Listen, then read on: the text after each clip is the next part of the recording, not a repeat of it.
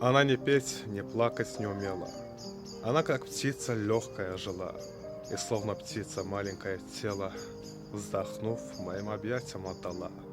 Но в горький час блаженного бессилия, когда тела и души сплетены, я чувствовал, как прорастают крылья, и звездный холод льется вдоль спины.